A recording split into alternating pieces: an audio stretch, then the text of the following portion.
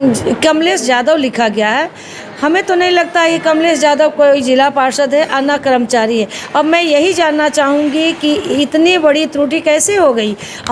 यह कहाँ का नियम है कि जो अध्यक्ष बन जाएगा 2.5 करोड़ 2 करोड़ का काम अपने लेगा और दूसरे क्षेत्र को वंचित कर देगा और रुपया।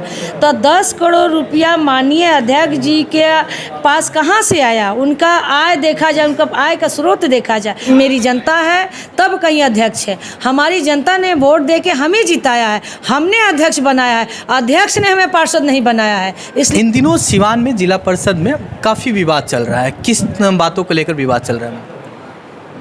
देखिए, विवाद तो होते रहते हैं, इसलिए कि पहले तो मैं आपके चैनल को बहुत बहुत आभारी और धन्यवाद देना चाहेंगे कि आपने चलकर आया। और मीडिया समाज के चौथा स्तंभ होते हैं। आप कलम के पुजारी होते हैं। आप लोग वाकई कलम से लिखते हैं और सच्चाई दिखाने का काम करते हैं। इसके लिए बहुत बहुत आपकी आभारी। आज मुद्दा हुआ था कि हमारे जिला परिषद में पुस्तकालय का टेंडर हुआ था। टेंडर हम लोग 41 पार्षद हैं। 41 पार्षद में 29 क्षेत्रों को लिया गया है और 12 क्षेत्रों को उस योजना से वंचित कर दिया गया है, जिसमें मैं भी हूँ। तो निश्चित ही कि जनता जब हमें जिताती है अपने क्षेत्र के अधिकार के लिए, अपने विकास के लिए, हम उनकी आवाज़ बन के सदन में आते हैं। हम जनता की आवाज़ बन के सदन में आते हैं तो निश्चित ही हम अपना क्षेत्र की आवाज़ उठाएंगे कि सरकार की दी हुई योजनाएं हमारे क्षेत्र में भी आगे बढ़े और हमारे क्षेत्र की विकास हो। उसमें से क्या किया गया है कि मेरे लिस्ट को भी हटा दिया गया है कि आपने योजना नहीं दिया। जब मैंने आम सभा बैठक जब हुई उसमें कहा कि भाई मेरे यहाँ पुस्तकालय को क्यों छोड़ दिया गया है, तो मैडम की तरफ से आया कि आपने योजना नहीं दिया है, जो कि मैंने स्वयं उनको योजना रिसीविंग करवा के दिया है। सबसे बड़ी मुद्दा है कि जो एक टेंडर हुआ है उसमें मैं 3 शब्द ही रखूँगी कि यह टेंडर कौन कौन कमेटी से पारित हुई है, जबकि मैडम के अविश्वास जीतने के बाद 11 माह में हम लोग का बैठक हुआ, सदन चला, तो उन्होंने किस कमेटी से इस पुस्तकालय का टेंडर करवाया है, क्या पार्षदों की सहमति हुई है, क्या किसी कमेटी के मेंबर ने इसको पास करने का काम किया है। एक पुस्तकालय का लागत 12 लाख का है, 6 लाख का पुस्तकालय, 6 लाख का पुस्तकालय भवन का मरम्मती। तो क्या हम जानना चाहेंगे माननीय अध्यक्ष जी से कि क्या किस योजना, उस पर 3-4 सदस्यों का नाम है जो उस पर अंकित किया गया, जिन्होंने उस टेंडर वाले कॉपी पर साइन किया है।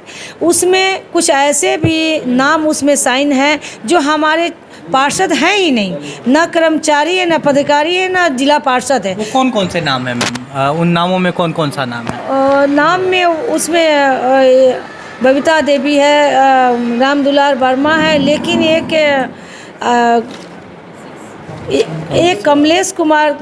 कमलेश यादव लिखा गया है।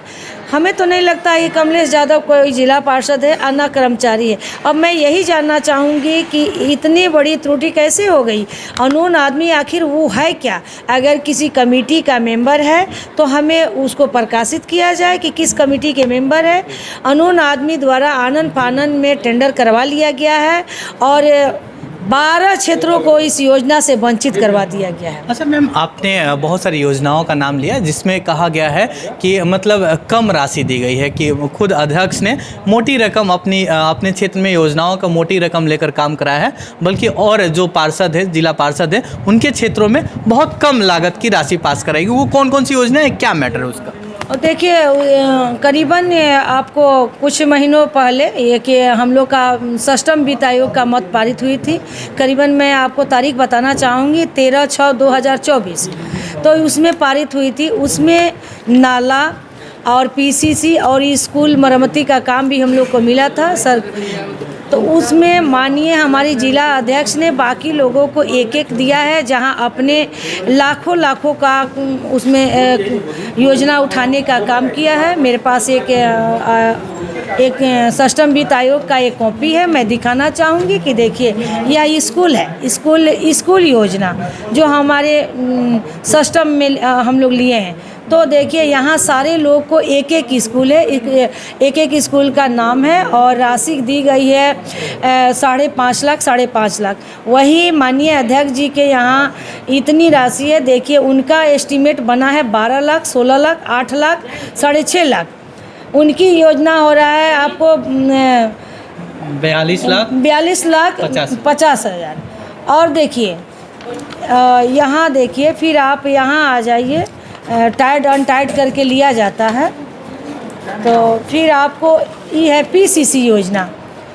हमारा योजना होता है कि एक प्रखंड से दूसरे प्रखंड वाली जोड़ने वाली योजना जिला परिषद लेती है। तो इसमें देखिए सारे पार्षदों को एक एक राशि दी गई है, एक एक योजना दी गई है, जिसकी राशि है 7.5 लाख रुपया। और मैडम ने योजना लिया है 1,10,50,000। अध्यक्ष जी का योजना है। और मैं एक और दर्शाना चाहूँगी आपके मीडिया के माध्यम से, या RDM साहब को भी मैं दिखाना चाहूँगी, सरकार को भी जनाना चाहूँगी, पंचायती राज व्यवस्था में कहाँ का नियम है कि अध्यक्ष बन जाइएगा तो आप करोड़ों का योजना आप। अब देखिए नाला योजना एक योजना नाला दिया जाता है, जिस योजना से सारे पार्षदों को देखिए यहाँ एक लिस्ट में देखा है मैंने कि 8 लाख 9 लाख की एक एक योजना दी गई है। यही माननीय अध्यक्ष जी के यहाँ करीबन हमको लग रहा है 18-20 योजना मिलाकर यहाँ है 1,07,89,700 रुपया। हम पूछना चाहते हैं पंचायती राज विभाग के माननीय अपने सचिव साहब से भी, यह कहाँ का नियम है कि जो अध्यक्ष बन जाएगा 2.5 करोड़ 2 करोड़ का काम अपने लेगा और दूसरे क्षेत्र को वंचित कर देगा, और दूसरे पार्षद को 1-2 योजना देगा और कहने पर मनमाना ढंग से योजना बांटती हैं। प्रोसीडिंग मांगा जाता है 11 माह पर प्रोसीडिंग हम लोग को उस समय दिया जाता है जो सदन में मिलता है, और कहने पर आनंद फानंद में योजना का बंदरबाट हो रहा है। यही लेके आज हम लोगों ने कॉन्फ्रेंस करने का था। एक चीज़ और है, सबसे बड़ा चीज़ है कि अब आरोप प्रत्यारोप का दौर चालू है।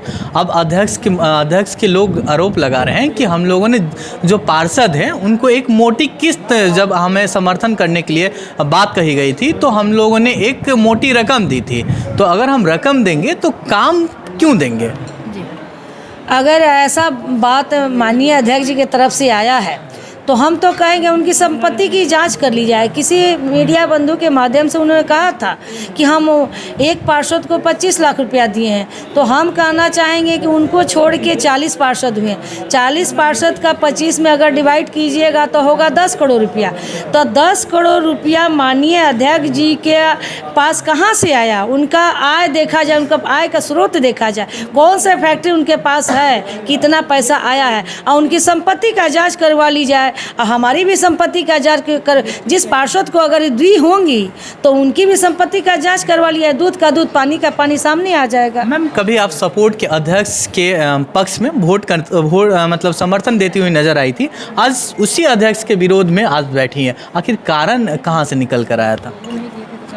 हम उनको जिताने का काम किए, करीबन 14-15 पार्षद हम लोग एकजुट होकर उनको समर्थन दिए, हम लोग जिताने का काम किए। हम लोग ने उनसे एक वादा किया था और उन्होंने हमसे एक वादा किया था कि देखिए हम बाकी कुछ तो मेरे पास नहीं है, अगर हम अध्यक्ष बन जाते हैं तो आप लोगों को योजना बराबर देंगे, आपकी मान सम्मान और जनता के विकास के लिए आपकी क्षेत्र में विकास देंगे। इन्हीं मुद्दा को लेकर हमारी मांगे थी कि मैडम देखिए समर्थन उसी सर पर देंगे कि हमें योजनाएं चाहिए और क्षेत्र की जनता को मान सम्मान चाहिए। उस पर उन्होंने हामी भरी, कही कि इसमें कोई कमी नहीं होगा। और जब वह चुनाव जीत गई, जीतने के फर्स्ट बैठक में ही वह रंग बदल दी। और जीतने के फर्स्ट बैठक में ही सष्टम वित्त आयोग का योजना पारित हुआ, जिसमें करोड़ों रुपया 2.5 करोड़ का खुद अपने ले ली और 20 लाख 21 लाख आम पार्षदों को दी है। अब लोग आरोप लगाएंगे मैम आप पर कि रेणु देवी जो हैं, रेणु यादव देवी जी हैं, वो अब विपक्ष या अपने राजनीतिक रोटी सेक रही है। अब ये लोग कहेंगे, इस पर क्या कहेंगे? पंचायत चुनाव जब दलगत हुआ ही नहीं है तो पक्ष विपक्ष की बात क्या है? हम अपनी जनता के हक हकूक़ के लिए हमेशा सदन में लड़ूंगी, आगे भी लड़ूंगी। ज़रूरत पड़ा तो न्यायालय का दरवाज़ा भी खटखटाऊंगी, आमरण अनशन करके जनता की हक को जनता के पास ले जाने का काम करूंगी, लेकिन मैं पीछे नहीं हटूंगी। इसलिए पहले मेरी जनता है, तब कहीं अध्यक्ष है। हमारी जनता ने वोट दे के हमें जिताया है, हमने अध्यक्ष बनाया है, अध्यक्ष ने हमें पार्षद नहीं बनाया है। इसलिए सर्वोपरि जनता की आदेश को मैं मानूंगी और निश्चित ही अपने विकास ले जाने में चाहे जो कुछ भी करना होगा मैं करूंगी।